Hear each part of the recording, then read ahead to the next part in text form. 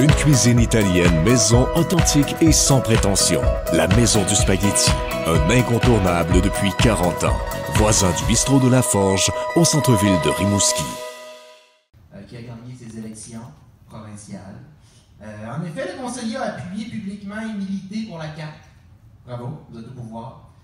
Je trouve ça émouvant. Quelqu'un avec des convictions si fortes envers un parti politique réactionnaire et capitaliste qui fonce dans le mur en s'exclamant « Continuons !» Je vous admire d'appuyer l'avocate en droit des affaires, Maïté Blanchette-Vézina, pour, et je vous cite, sa préoccupation de l'environnement que nous laisserons à nos enfants. M. Dubé, oui. Je voudrais juste spécifier, vous n'étiez pas ici probablement quand on a décidé de faire respecter le règlement de 2003 sur la conduite d'une séance de période de questions. On avait d'ailleurs des documents qui étaient à la porte. Je peux juste spécifier que chaque intervenant bénéficie d'une action de 5 minutes, comme je l'ai mentionné, avec une question et une sous-question. La question et la sous-question doivent être directes, succinctes et non assorties de commentaires. Alors, si vous avez une question, vous pouvez faire un préambule.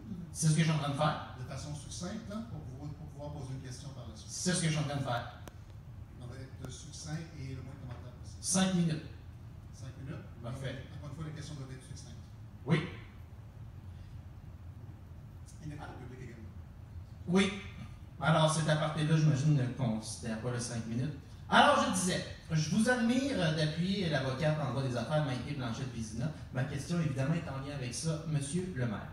Et je vous cite sa préoccupation de l'environnement que nous laisserons à nos enfants. Si c'est la CAQ qui s'occupe de l'avenir de nos enfants, aussi bien dire qu'ils sont morts. C'est extraordinaire.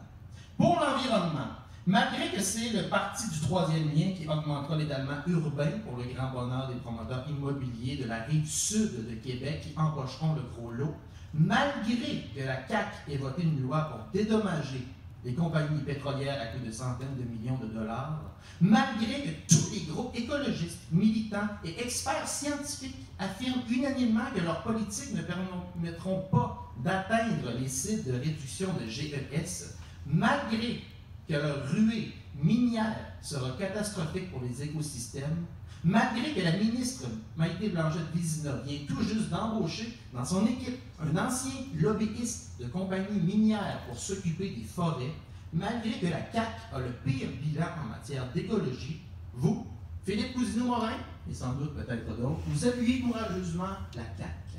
En parlant de votre camarade Maïté, vous la disiez d'une grande écoute. Ça tombe bien, elle m'a bloqué sur Facebook.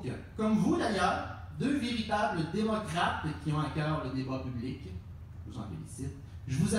Je vous admire d'appuyer la CAQ malgré les propos racistes du premier ministre qui a comparé l'immigration à un suicide et à un danger, malgré les fausses informations répandues par l'ex-ministre de l'Immigration, comme quoi 80% des nouveaux arrivants ne travaillent pas, malgré la campagne de peur contre les femmes voilées qui corrompraient la jeunesse dans nos écoles.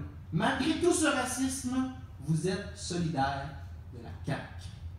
Malgré que les comités logement du Québec, le communautaire, le FRAPRU aient dénoncé unanimement la CAQ comme responsable de l'aggravation de la crise du logement, malgré que le collectif Un Québec sans pauvreté clame que la CAQ aggrave la pauvreté au lieu de la combattre, malgré une 5e enquête de la commissaire à l'éthique visant le super ministre Fitzgibbon, vous ne vous laissez pas abattre par toutes ces pécadilles. Est-ce que je pourrais vous demander seulement quelle est la pertinence? Je vous admire d'avoir flashé à gauche pour virer à droite. Monsieur Dubé?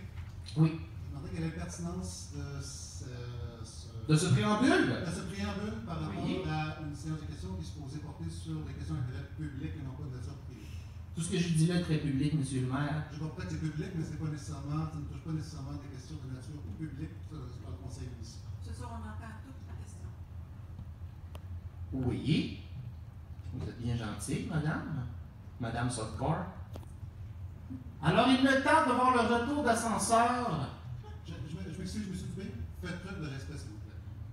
Interrompre quelqu'un 3 fois. Je vous interromps pour vous rappeler le règlement municipal.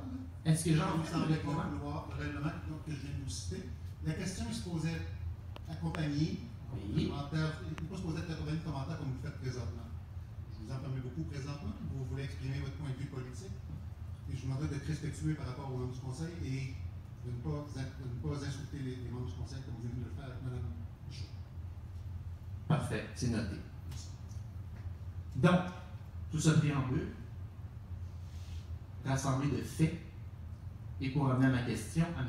Cousineau-Morin, vous faites notamment partie du comité de circulation, du comité sur la mobilité durable et du conseil climat de la MRC.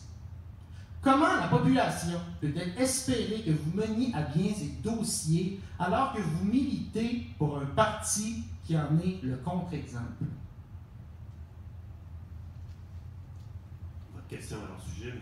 Dubé, la période électorale est terminée. Je poursuis mon travail avec acharnement à ces comités et les citoyens pourront en juger. C'est votre réponse? C'est ma réponse.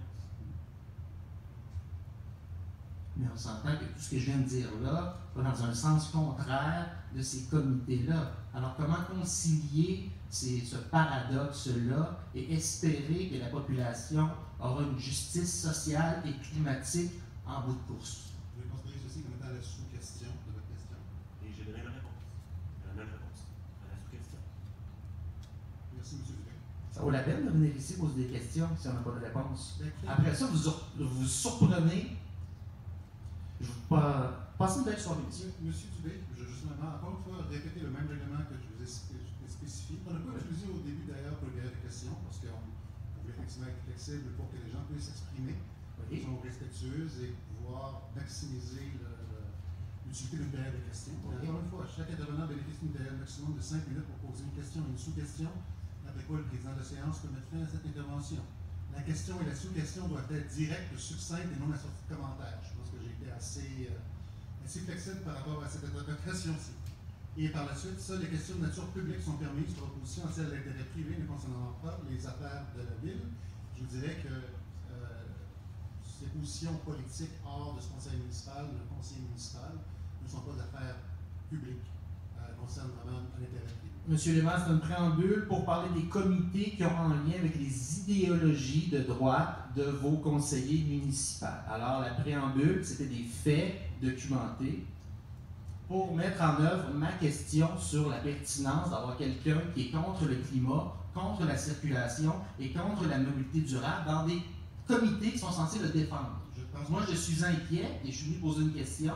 Et monsieur s'est défilé comme un larbin et ne veut pas répondre à ma question. Il faut le Une défendre. deuxième fois, je vous demande de vous exprimer avec respect par rapport à ce conseil municipal. Oui. Merci. Est-ce qu'il y a d'autres questions?